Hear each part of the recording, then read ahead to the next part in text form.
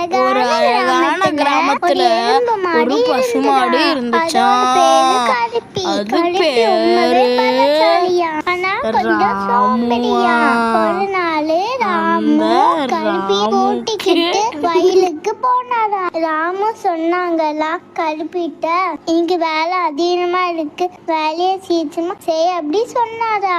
கருப்பியும் முதல்ல சுறுசுறுப்பா வேலை பார்த்துதான். ஆனா அது கொஞ்ச நேரத்துல வேலை பார்த்துதான். என்னால முடியாதுப்பா அப்படி உட்கார்ந்துருச்சான். அது பார்த்து அதோட குட்டி வந்து சொன்னுச்சா, அம்மா நீங்க ரொம்ப பலசாலியா ஆச்சு, நீ எதுக்கு இப்படி சோம்பி இருக்க அப்படி சொன்னா. கருப்பி யோசிக்க ஆரம்பிச்சுதான். உடனே சுறுசுறுப்பா ஆயிடுச்சா.